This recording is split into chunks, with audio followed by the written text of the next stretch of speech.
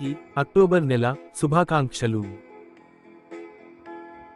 చీకట్లో ఎన్నో కీటకాలని తినే బల్లి తెల్లారగానే మహానుభావుల ఫోటోల వెనుక దాక్కుంటుంది. ఇదే నేటి మనిషి లక్షణం. అవరోధాలు అధిగమించే శక్తి, ధర్మాన్ని అనుసరించే ధైర్యం, చెడును నిర్మూలించే సామర్థ్యం అమ్మవారు మీకు ఇవ్వాలని కోరుకుంటూ విజయదశమి శుభాకాంక్షలు. పరిస్థితులను మార్చే విధంగా మనం ఉండాలి.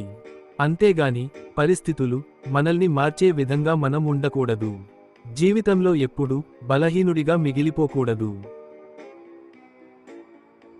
సాయమనేది ఎదుటివారి పరిస్థితిని బట్టి చేయాలి, వారితో మనకున్న అవసరాన్ని బట్టి కాదు.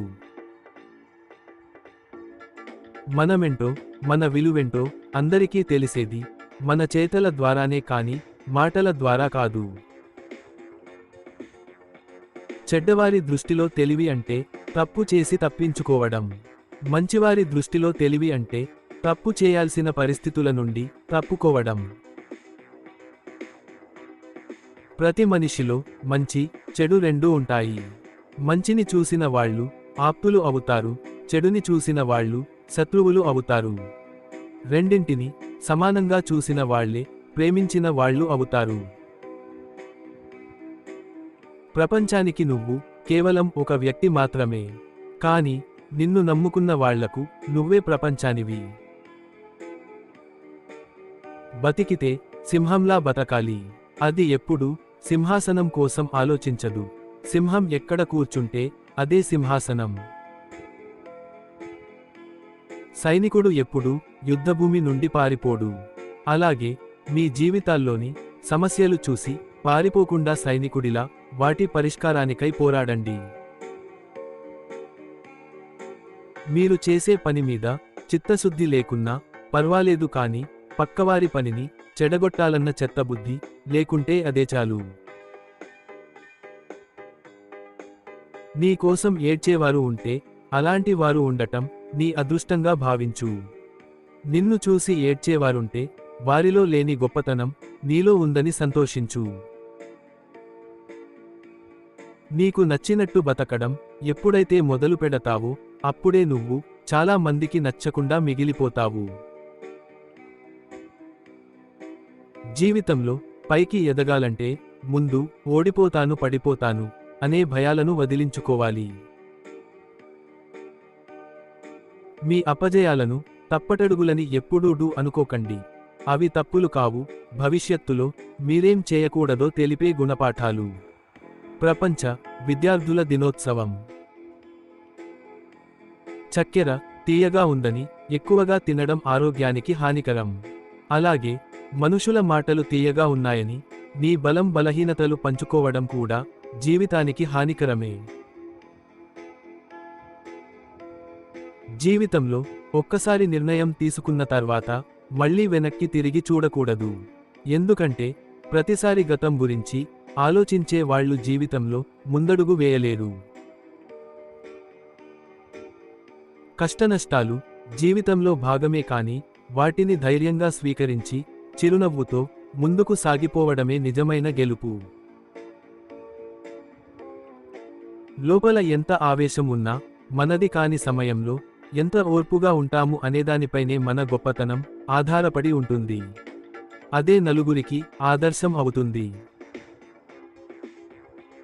ఒక్కో దీపం వెలిగిస్తూ చీకట్లను తరిమికొట్టినట్లు జీవితంలో ఒక్కో మెట్టు ఎక్కుతూ జీవితాన్ని గొప్పగా నిర్మించుకుందాం. అందరికీ దీపావళి శుభాకాంక్షలు.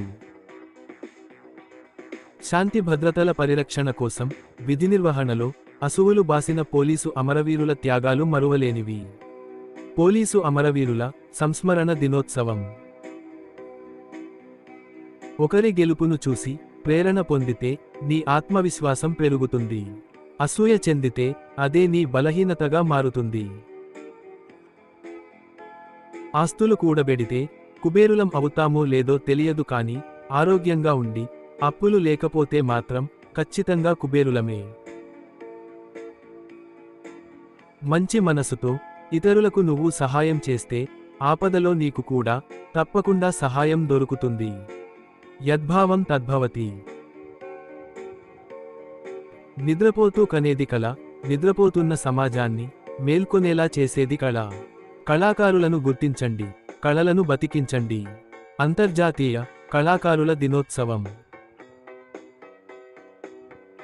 సమయం విలువ తెలిసిన వారు కాలాన్ని వృధా చేసే పనులు చేయకుండా సమయపాలనతో విజయాలు సాధిస్తారు.